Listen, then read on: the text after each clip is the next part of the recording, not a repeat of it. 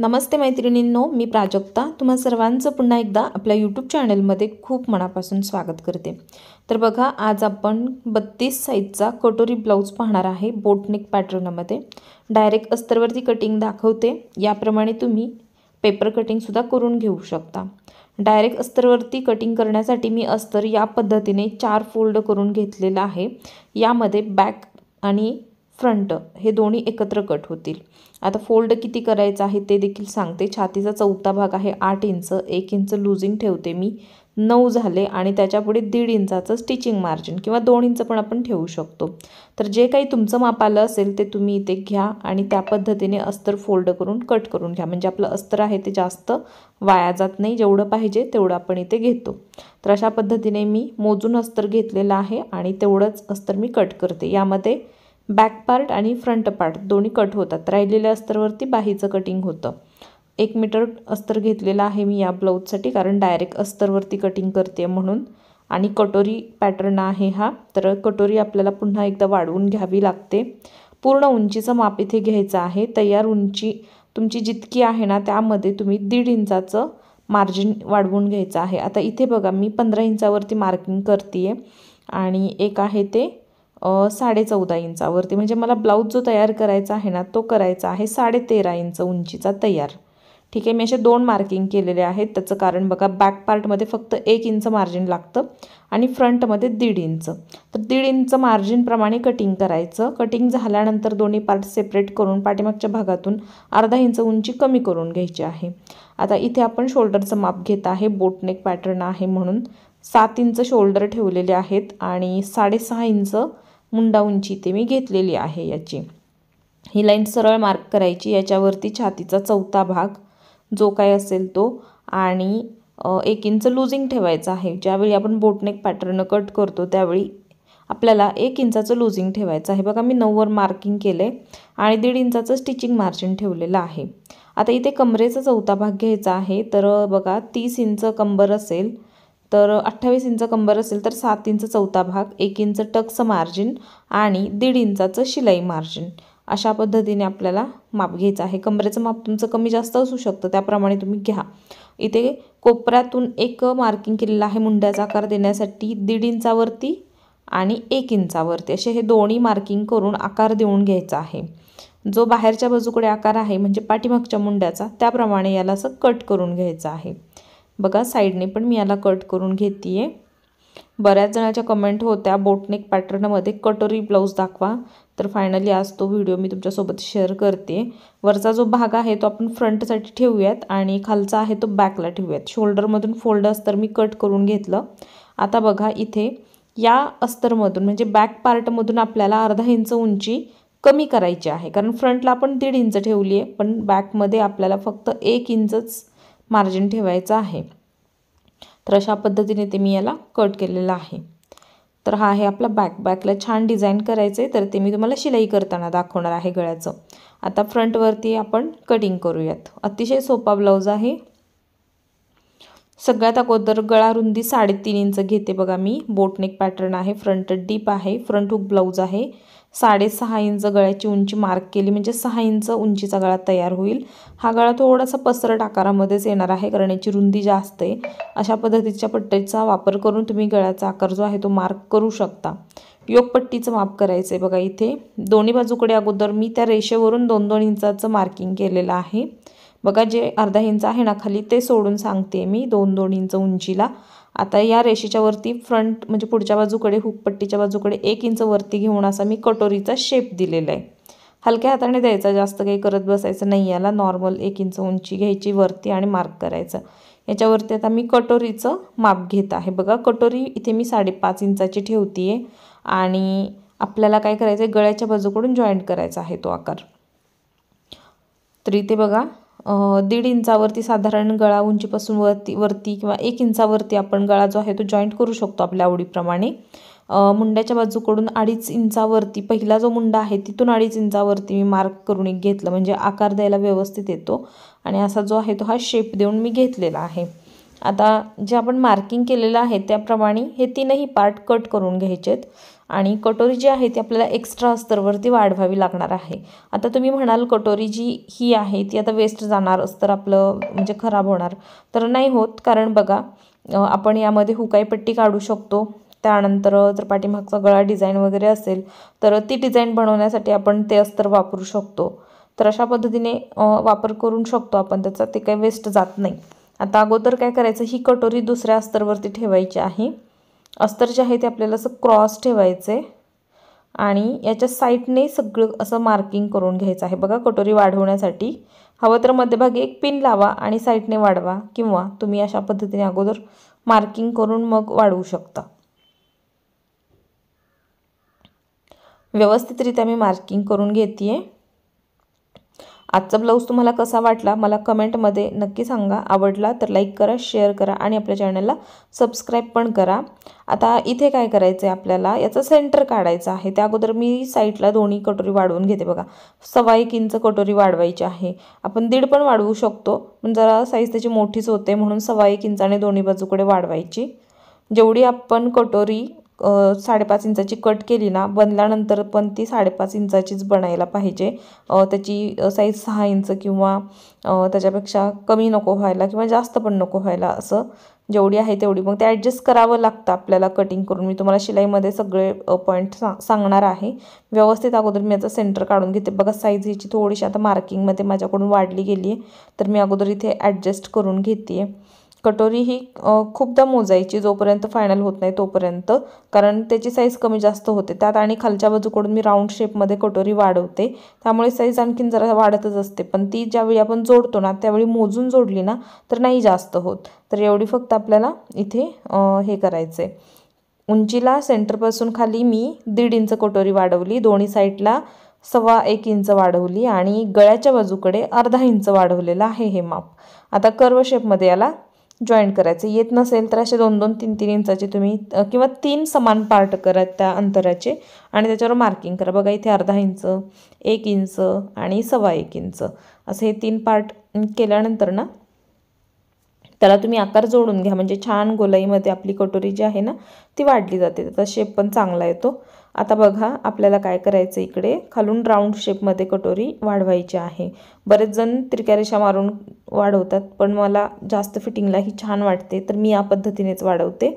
आता केलेल्या मार्किंगप्रमाणे कटोरी जी आहे ना ती कट करून घ्यायची आहे, तर इथे मी कट करून घेते। व्यवस्थितरित्या याला कटिंग करून घ्यायचं आहे।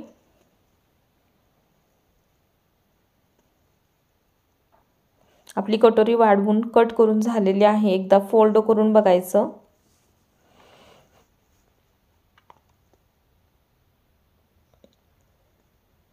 वाढवलेली कटोरी खालच्या बाजूकडून सेम आहे का, नसेल तर असं कट करून सेम करून घ्यायचं आहे आपल्याला। तर आता अगदी परफेक्ट कटोरी ही वाढली गेलेली आहे। आता त्यानंतर काय करायचं आहे, आपल्याला बाही कट करायची आहे। बाहीसाठी मी हे अस्तर घेतलेलं आहे आणि शॉर्ट बाही हवी आहे, तर या अस्तरवरती मी अगोदर बघते बसेल का त्याची घडी, नाही बसेल तर मग मी या खालच्या बाजूकडून असं फोल्ड करते उंचीप्रमाणे जेवढं पाहिजे तेवढं। तर अस्तर जे आहे ते मी फोल्ड करून घेते। बघा असं जरी टाकलं तरी त्याची घडी बसणार नाही आहे। घडी या बाहीसाठी 9.5 इंचाची हवी आहे, कारण बघा 9 इंच छातीचा चौथा भाग आपण लुजिंग सहित ठेवलेला आहे, तर घडी 9.5ची पाहिजे। जेवढा चौथा भाग असेल त्यापेक्षा 1/2 इंच जास्त घ्यायचं। तर इथे उंचीप्रमाणे मी फोल्ड केलेला आहे अगोदर। आता फोल्ड बाजूकडे माप टाकते उंचीचं 6 इंच, म्हणजे 5 इंचाची बाही तयार होईल आणि इकडे 9.5 इंचाची घडी या पद्धतीने। त्यानंतर डाऊन इथे मी 3.5 इंच केलेला आहे, म्हणजे बाही उतार आहे ना तो 3.5 वर दिलाय किंवा कॅप फाईट म्हणतात त्याला, 3.5 इंचावर दिलेला आहे। असा मी शेप देऊन घेतला। त्यानंतर बघा दंडघेराचा निम्मा भाग प्लस 1.5 इंचाचं स्टिचिंग मार्जिन अशा पद्धतीने मार्किंग करून इथे आपल्याला बाहीचं कटिंग करून घ्यायचं आहे। दंडघेर तुमचा कितीही असू शकतो, समजा 13 इंच असेल, 12 इंच असेल किंवा 14 इंच असेल, त्याचा निम्मा भाग घ्यायचा। लुजिंग सुद्धा आपण आपल्या आवडीप्रमाणे दंडघेरमध्ये ठेवू शकतो। आता शक्यतो जास्त टाईट बाही कोण घालत नाही। तर आपलं अस्तर सगळं कट करून झालेलं आहे इथपर्यंत, तर तुम्हाला नक्कीच समजलं असेल। आता हे सगळे जे पार्ट आहेत ते मी मेन कपड्यावरती कट करून घेते आणि लगेचच आपण याचं शिलाई कशी करायची ते बघूयात। आता इथे बघा सगळे पार्ट कट करून झालेले आहेत। सगळ्यात अगोदर मी फ्रंट आहे तो तयार करते। तर कटोरी घेतलेली आहे, इथे मेन कपडा आहे हा कटोरीचा। तर हे पार्ट आपल्याला अशा पद्धतीने समोरासमोर ठेवायचे असतात कटोरीचे दोन्ही पण, आणि कपड्याची उलट बाजू वरती आहे आणि त्याच बाजूकडे इथे मी अस्तर ठेवलेला आहे बघा। आणि आता इथे काय करायचे आपल्याला, अस्तरला सगळीकडे शिलाई करून एक्स्ट्राचा कपडा कट करून आपल्याला कटोरी तयार करून घ्यायची आहे। तर मी तयार करून घेतली अस्तर जॉईंट करून। टक्स दाखवते इथे। तर बघा 1.5 इंच टक्स रुंदी आणि 2.5 इंच टक्स उंची, 2.5 इंच किंवा 3 इंच आपण ठेवू शकतो। ज्यांना कोणाला टोक जास्त आवडत नाही त्यांनी 2.5 इंच ठेवा आणि नॉर्मल 3 इंच आपण ठेवू शकतो, असं काही नाही आहे की 2.5च ठेवली पाहिजे। आणि डबल शिलाई देऊन घ्यायची आहे। अशा पद्धतीने पफ बघा किती एकदम परफेक्ट आलेला आहे। बऱ्याच जणांची ओरड असते की पफ येत नाही, चपटी बसते कटोरी किंवा टक्स तिरका येतो, तर इथे काहीच प्रॉब्लेम नाही आहे। टक्स घेतल्यानंतर आपण अशी कटोरी मोजून सुद्धा घेऊ शकतो। तर 5.5 इंच आपली ही कटोरी तयार व्हायला पाहिजे जोडल्यानंतर। तर 5.5चा निम्मा भाग प्लस त्याच्यामध्ये शिलाई मार्जिन ठेवून तुम्ही एक्स्ट्रा झालेला भाग सुद्धा कट करू शकता। तर कसं ॲडजस्ट करायचे तेही मी तुम्हाला दाखवते बघा। इथे अगोदर मी 1.5 इंच आणि 3 इंचचा टक्स घेत आहे, उंचीला 3 इंच रुंदीला 1.5 इंच। अशा पद्धतीने डबल शिलाई करायची। मी नेहमी सांगत असते कुठलाही पार्ट असू देत आपल्याला डबल शिलाई करून तो तयार करायचा आहे। आता इथे पण अशा पद्धतीने आपण मोजू शकतो बघा। 5.5चा निम्मा भाग जर काढता येत नसेल तर काय करायचं, टेप 5.5 पर्यंत फोल्ड करायचा आणि एक्स्ट्रा किती होतंय तेवढं अशा पद्धतीने कट करायचं। कारण राऊंडमध्ये आपण कटोरी वाढवली असल्यामुळे त्याची साईज वाढत असते, ते आपल्या लक्षात येत नाही। आपण म्हणतो की 5.5 इंच कट केली होती, तयार झाल्यानंतर 6 कशी काय झाली, तर ते ब्लाऊज तयार झाल्यानंतर आपल्या लक्षात येतं। पण कटोरी तयार करताना जर अशी आपण मोजून बसवली तर आपली कटोरी एकदम परफेक्ट येते। तर अशा पद्धतीने आपल्याला कटोरी आहे ती मोजायची बघा। मी दोन्ही कट केल्या। आता एकदा दोन्ही एकावर एक ठेवून बघत आहे की दोन्ही सेम आहेत का, कारण दोन्ही सेम असायला पाहिजेत, कमी जास्त नको। तर या पद्धतीने माझ्या दोन्ही कटोरी एकदम परफेक्ट झालेल्या आहेत। आता आपण याचा साइड पार्ट पण सेम याच पद्धतीने तयार करूयात। याला मी अस्तर अगोदर जॉईंट करून घेते बघा। मी नेहमी सांगते दोन्ही पार्ट आपल्याला समोरासमोर ठेवून सेट करायचे आणि मगच अस्तर जॉईंट करायचं आहे। तर दोन्ही पार्ट माझे तयार झालेत। आता मी इथे याला कटोरी जॉईंट करते बघा। कटोरीची जी कटोरी असते ना कटोरी ब्लाऊजची, ती आपण गळ्याच्या बाजूकडून खालच्या बाजूकडे जोडत असतो, पण प्रिन्स कटचं याच्या उलट आहे। कमरेच्या बाजूकडून सुरुवात करतो, मुंड्याच्या बाजूकडे संपवतो। ह्या दोन गोष्टी लक्षात ठेवा। तर अशा पद्धतीने आपल्याला कटोरी आहे ते 1/2 इंचाचं मार्जिन घेऊन जॉईंट करायचे आहे। ज्यांनी कोणी आपले पेपर कटिंग ऑर्डर केलेले आहेत ना त्यांच्यासाठी सुद्धा हा व्हिडिओ आहे। हा व्हिडिओ बघून तुम्ही ब्लाऊज जो आहे ना तो स्टिच करू शकता। जे जे काही तुमचे प्रॉब्लेम असतील कमी जास्त पार्ट होण्याचे ते सगळे तुमच्या यामध्ये सॉल्व्ह होणार आहेत। तर असं बऱ्याच छोट्या मोठ्या टिप्स सांगितलेल्या आहेत ज्या तुमच्या खूप उपयोगी आहेत। तुमचं कुठे काही चुकत असेल तर तेही तुम्हाला इथे समजून जाईल बघा। 1/2 इंचाचं मार्जिन घेऊन न खेचता आपल्याला कटोरी बसवायची आहे।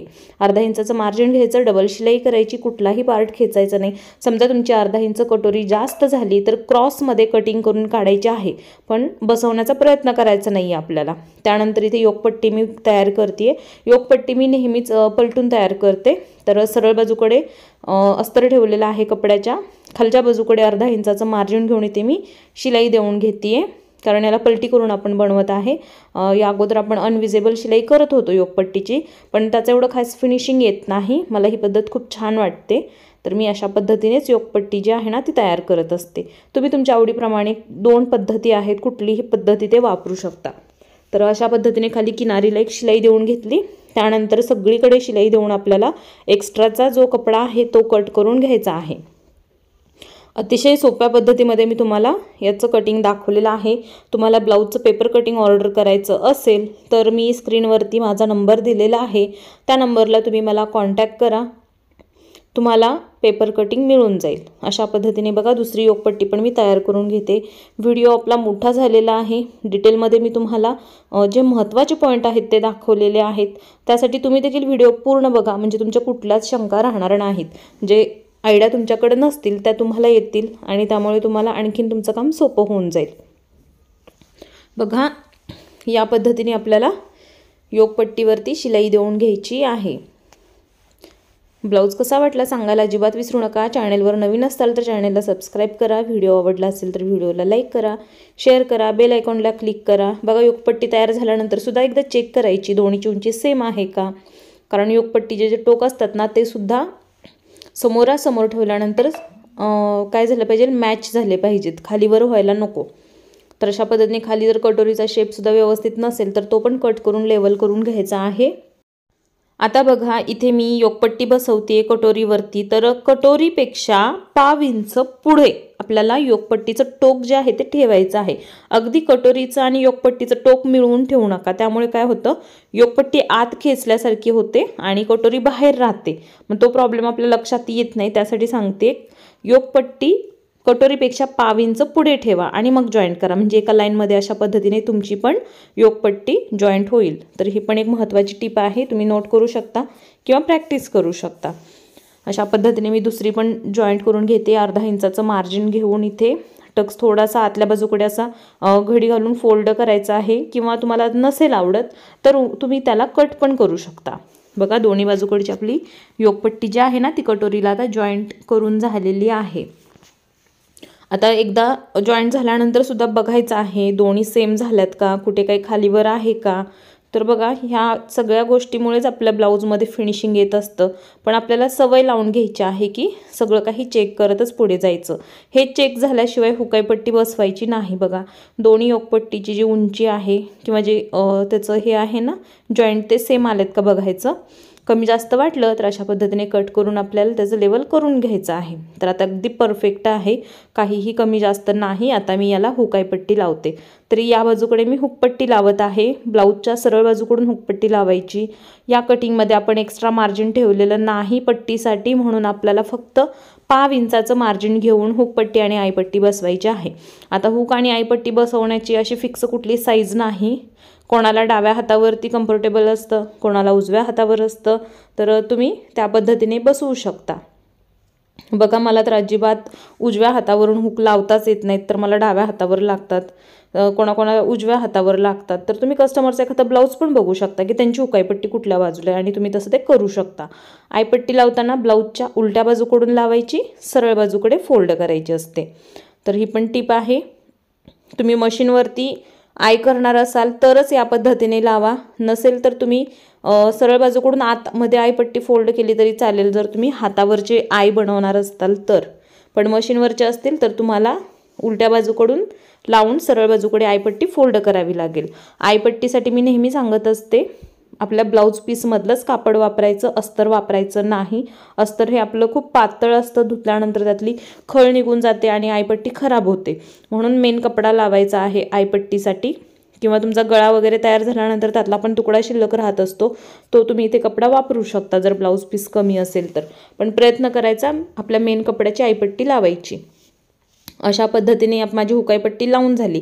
आता मी पुन्हा एकदा चेक करते, बघा काही फरक पडलाय का.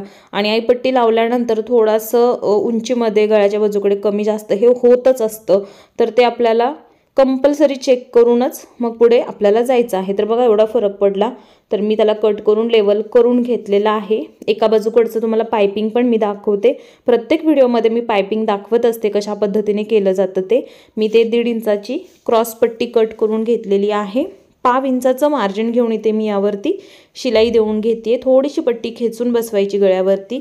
याच पद्धतीने तुम्ही संपूर्ण गळ्याला देखील पायपिंग करू शकता, पण याचा बॅक आहे तो पेपर कॅनव्हासवरती करायचा आहे, म्हणून फ्रंटचं मी पायपिंग सेपरेट करून घेते. वरून एक मार्जिन त्याच्या खाली घेऊन मी दाब शिलाई देऊन घेतली.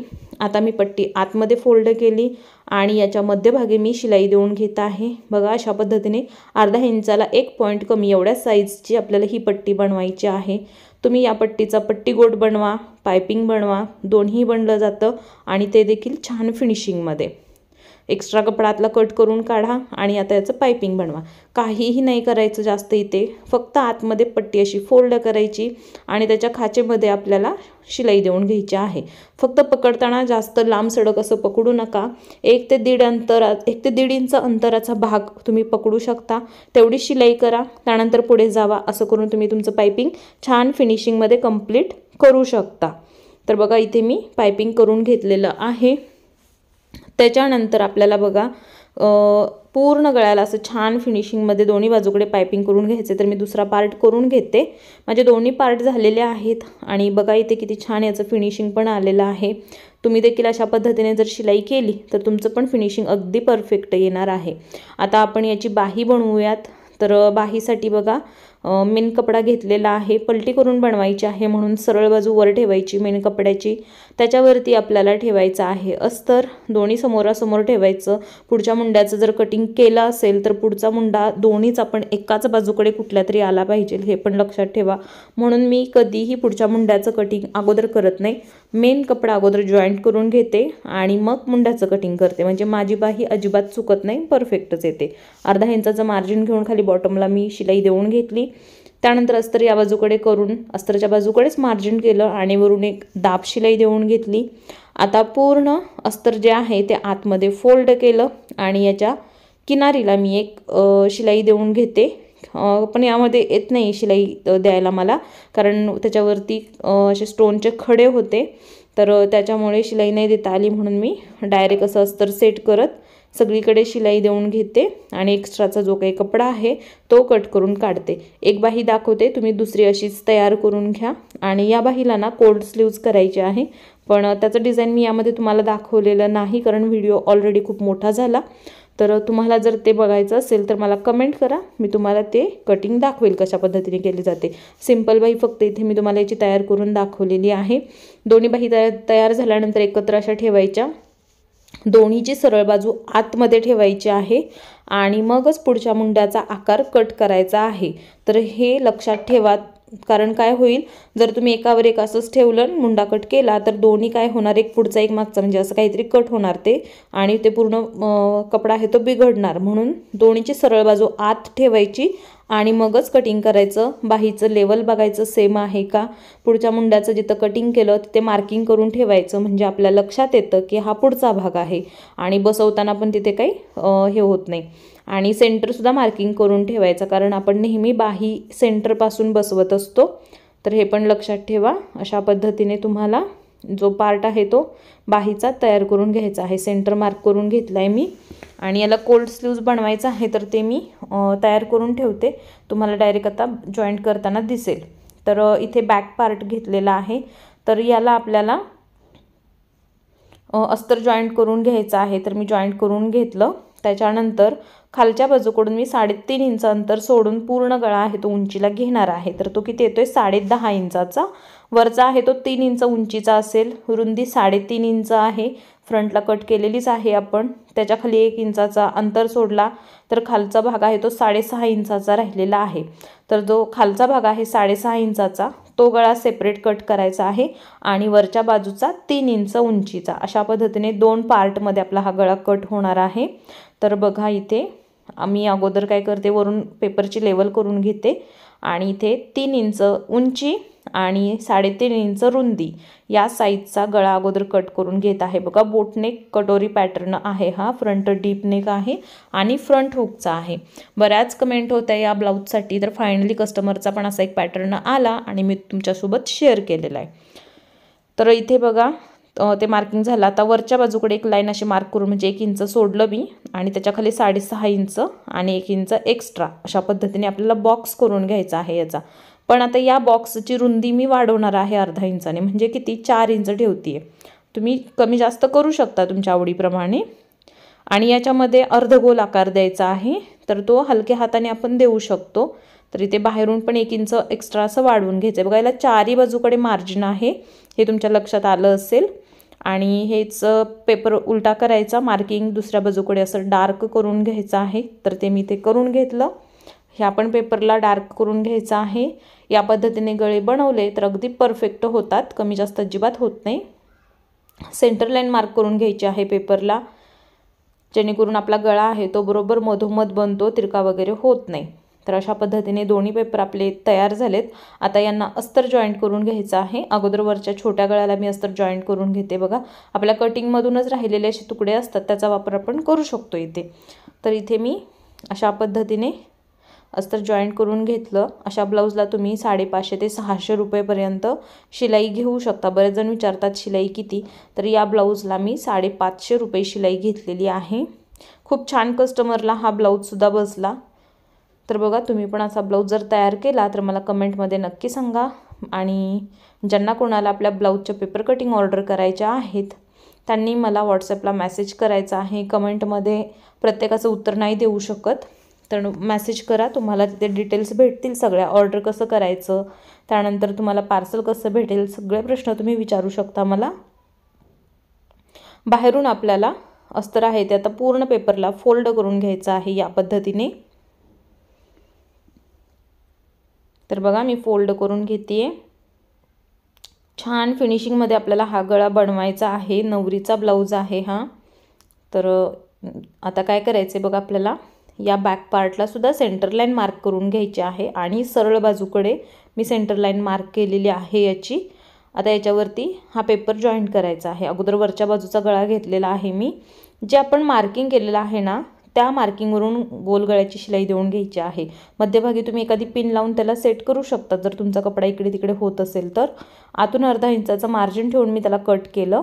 मार्जिनवरती असे कट दिले. कट दिल्यानंतर मी याला आतमध्ये फोल्ड केलं आणि याच्या किनारीला आता शिलाई देऊन घेते. तर या पद्धतीने ती शिलाई देऊन झालेली आहे. व्हिडिओ कसा वाटला मला नक्की सांगा. आवडला तर लाईक करा, शेअर करा आणि आपल्या चॅनलला सबस्क्राईब करायला अजिबात विसरू नका. आता हा जो गळा आहे तो अशा पद्धतीने ठेवायचा आहे. वरच्या गळ्यापेक्षा खाली 1 इंचाचा स्पेस ठेवायचा आहे. तर मी व्यवस्थित ते सेट करून घेतलेलं आहे बरोबर 1 इंच मोजून. आणि सेंटर लाईनसुद्धा मॅच आहे का नाही ते बघितलं.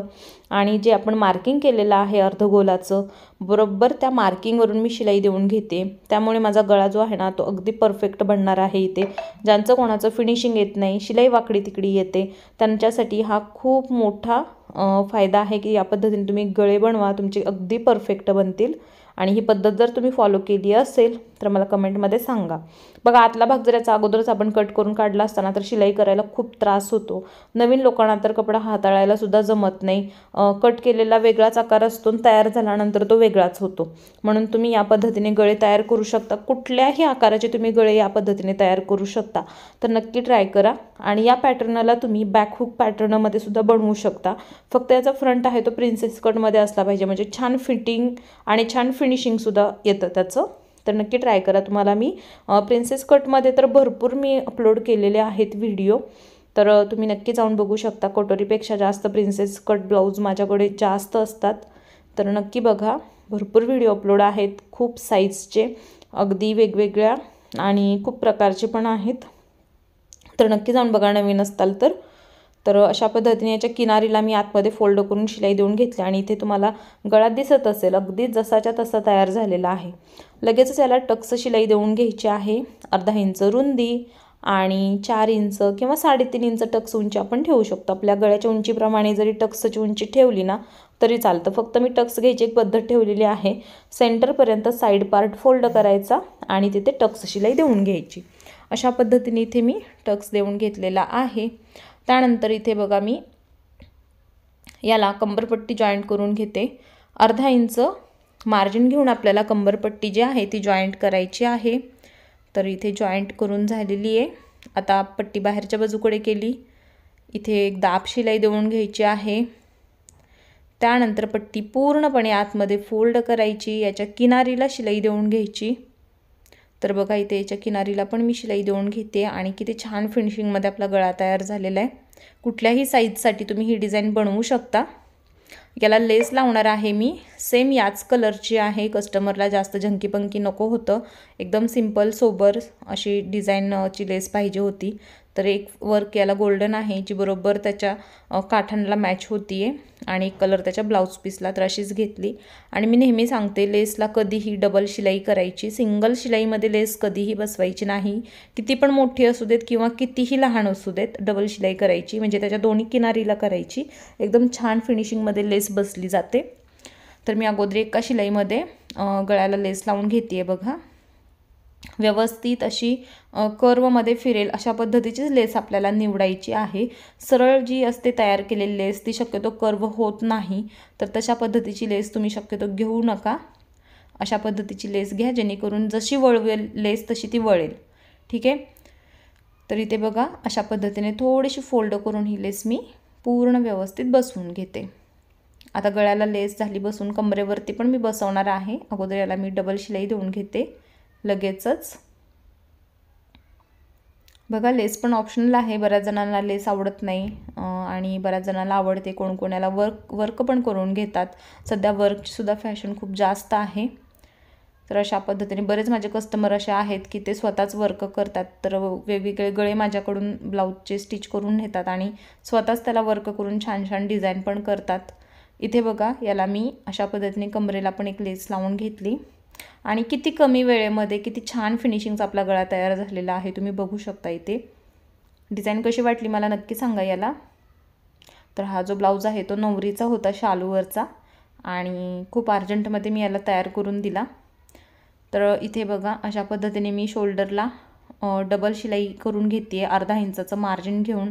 शोल्डर पट्ट्यासुद्धा आपल्याला दोन्ही सेम आहेत का नाहीत हे सुद्धा बघायचं आहे. त्या पण कमी जास्त असू शकतात. कमी जास्त असल्या तर लेवल करायचं. त्याचबरोबर इकडे मुंडा उंचीसुद्धा बघायची खालून फोल्ड करून, म्हणजे खाली व्यवस्थित पकडून. इथे पण कमी जास्त असेल तर आपले बाहीतले जॉईंट सेम येत नाहीत, फिटिंग परफेक्ट येत नाही. म्हणून हे पण महत्त्वाचं आहे. हे चेक करा. शोल्डर पट्ट्या चेक करा आणि हे सगळं झाल्यानंतरच मग तुम्ही बाही जी आहे ती बसवा. त्याशिवाय बाही अजिबात बसवू नका. इथे ब्लाऊज खूप बिघडतो आणि बऱ्याच जणांच्या ते लक्षात येत नाही. सवयीप्रमाणे होत जातात आपल्यात बदल, पण ती सवय लावून घ्यावी लागते. मी ते सेंटर काढून घेतलेला आहे बाहीचा आणि सेंटरपासून अर्धा इंचाचं मार्जिन घेऊन इथे मी शिलाई देऊन घेणार आहे. तर बघा मी तुम्हाला म्हटलं होतं की बाहीला कोल्ड स्लीव्ज असं डिझाईन बनवायचं आहे. तर त्यांना पान शेपमध्ये पाहिजे होतं, तर मी त्याला करून घेतलेलं आहे. खूप सोपी डिझाईन आहे ती पण. तुम्हाला पण आवडत असेल तर तुम्ही करू शकता. या ब्लाऊजला तुम्ही लॉंग स्लीव्ज करू शकता, शॉर्ट करू शकता. या कस्टमरला मीडियम पाहिजे होत्या तर तशा पद्धतीने आपण केलेल्या आहेत. बघा डबल शिलाई करायची अर्धा इंचाचं मार्जिन घेऊन. त्याचबरोबर बाही अजिबात ओढाताण करायची नाही. अर्धा इंच जास्त झालेली आपण बाही क्रॉसमध्ये कट करून काढतो आणि फिटिंगमध्ये त्याचा काहीही फरक पडत नाही. तर बघा अशा पद्धतीने आपलं बाही दोन्हीकडच्या आता बसवून झाल्यात. बॅक पार्टच्या कमरेचा सेंटर मार्क करून घ्यायचा आहे एकदम व्यवस्थित अस्तरच्या बाजूकडे आणि मग ब्लाऊज आहे तो सरळ बाजूकडून आपल्याला जोडून घ्यायचा आहे. जो सेंटर आहे त्या सेंटरपाशी हुकाई पट्टी बरोबर आली पाहिजे अशा पद्धतीने ब्लाऊज ठेवायचा आणि साईडने जोडायचा. जेवढा एक्स्ट्रा झालेला पार्ट असेल तो आपण क्रॉसमध्ये कट करून काढतो. तर हे खूप महत्त्वाचं आहे. अशा पद्धतीने जर तुम्ही फिटिंग केलं तर कमरेचा जो भाग आहे ना तो परफेक्ट येतो. नाहीतर कधी कधी बघा ब्लाऊजचं असं असतं की फ्रंटची कंबर असते छोटी, बॅकची असते मोठी. कोणाची बॅकची मोठी तर फ्रंटची छोटी. तर असं फिटिंग हे बरोबर नाही आहे. तर तुम्ही असं चेक करून जर फिटिंग केलात तर ब्लाऊज एकदम परफेक्ट होणार. बघा एवढा एक्स्ट्रा पार्ट होता तर असं मी क्रॉसमध्ये कट करून काढलेला आहे. इकडे पण असंच करायचं आहे. बरोबर आईपट्टी आहे ना ती सेंटरच्या पुढे आली पाहिजे, कारण ती एक्स्ट्रा असते आणि ते आपण कुठल्याही मापात मोजत नाही. ना छातीच्या मोजतो ना कमरेच्या मोजतो. तर ते एक्स्ट्रा असते पट्टी कधीही लक्षात ठेवायचं आणि मग ब्लाऊज जॉईन करायचं आहे. आणि फिटिंग करताना सुद्धा ती पट्टी आपल्याला फिटिंगच्या मापामध्ये घ्यायची नाही. ती पट्टी सोडूनच आपल्याला फिटिंग करायचं आहे. बघा ब्लाऊज उलटा केला, दोन्ही बाजूकडे एक एक शिलाई देऊन घेते. तुमच्या पण जर ब्लाऊजचं फिनिशिंग येत नसेल तर तुम्ही या पद्धतीने फॉलो करा. तुमच्या ब्लाऊजचं फिनिशिंग खरंच खूप छान येईल. या पद्धतीने जर ब्लाऊज फिटिंग केला ना तर ओव्हरलॉक करायची सुद्धा गरज नाही आहे त्याला. आतून ज्यांच्याकडे मशीन नसते ओव्हरलॉकची ते अशा पद्धतीने फिटिंग करू शकतात. आता आपण याची फिटिंगची मापं टाकूयात. व्यवस्थित अगोदरच ठेवायचं ब्लाऊज. कमरेचा चौथा भाग आपला किती होता 7 इंच. मी 7वर मार्क केलं. इकडे पण 7वर मार्क करते बघा हुकपट्टीच्या बाजूकडे. आणि इकडे आता इथे छातीचा चौथा भाग आपला होता 8 इंच फिटिंगमध्ये. ठीक आहे, पण लूजिंग आपण 1 इंच ठेवलं म्हणून तो झाला आहे 9 इंच. तर 9 इंच घेऊन आपल्याला मापं टाकायचे. इकडे पण 9 इंच. जास्त पण लूज ठेवू नका. हा पार्ट थोडासा खेचूनच फिटिंग करायचं, कारण छातीमध्ये ब्लाऊज आपण थोडासा खेचूनच घालत असतो. तर हे लक्षात ठेवा. आणि इकडे बघा थोडंसं बाहीचा राऊंड जो काय असेल तो अर्धा भाग तो घ्यायचा. हे तिन्ही पॉईंट घेतल्यानंतर तिन्ही जॉईंट करून घ्यायचेत आणि मग आपल्याला याच्यावरून शिलाई देऊन घ्यायची आहे. शिलाई आपल्याला काय करायचं आहे बघा, एक दिली की त्याच्या साईडला आणखी एक्स्ट्रा 3 शिलाई द्यायच्या, जेणेकरून कस्टमरला वाटलं की ब्लाऊज लूज करायचा आहे. एखादी शिलाई काढली की ब्लाऊज व्यवस्थित होऊन जातो. आणि कस्टमरला ब्लाऊज घालायला द्यायचा, कारण 1 इंच लूजिंग ठेवून आपण याला फिटिंग केलेलं आहे. थोडासा लूज वाटला तर एक शिलाई देऊन घ्यायची आहे त्याची. आणि जर फिट झाला तर काढू शकतो, पण फिट होतच नाही झाला तर थोडासा लूज होतो. माझ्या कटिंगप्रमाणे सांगते मी तुम्हाला. जर तुम्ही या पद्धतीने ब्लाऊज कट करून जर शिलाई केला असेल तर अशा पद्धतीने करा. सगळ्या शिलाई माझ्या देऊन झाल्या. एक्स्ट्राचे धागे दोरे जे काही असतील ते कट करून घ्या छान मस्त. आणि बघा इथे अगदी बाहीचे जॉईंट वगैरे परफेक्ट आलेले आहेत, कुठेही ब्लाऊज माझा कमी जास्त पार्ट झालेला नाही, परफेक्ट फिटिंग आलेलं आहे, परफेक्ट फिनिशिंग आलेलं आहे. तुम्हाला ब्लाऊजचं पेपर पॅटर्न ऑर्डर करायच्या असतील तर व्हॉट्सॲप नंबर दिलेला आहे, व्हॉट्सॲप नंबरला मला कॉन्टॅक्ट करा आणि तुमच्या ऑर्डर जी आहे ना तुमची ती कन्फर्म करा. सगळ्या डिटेल्स तुम्हाला व्हॉट्सॲपला भेटतील. बघा अगदी परफेक्ट पफ आलेला आहे, याचा अजिबात चपटा नाही, टक्स आहेत ते एकदम सरळ आहेत, अजिबात त्रिके वगैरे झाले नाहीत. त्याचबरोबर पाठीमागचं गळा बघा, त्याचं फिनिशिंग बघा किती छान आलेलं आहे. आणि आजचा ब्लाऊज तुम्हाला कसा वाटला ते पण मला सांगा. आणि आपल्या चॅनलवरती पहिल्यांदा आला असाल तर चॅनलला सबस्क्राईब करा, व्हिडिओला लाईक करा, जास्तीत जास्त शेअर करा. चला तर मग पुन्हा भेटूयात आपण अशाच नवीन व्हिडिओमध्ये. तोपर्यंत धन्यवाद.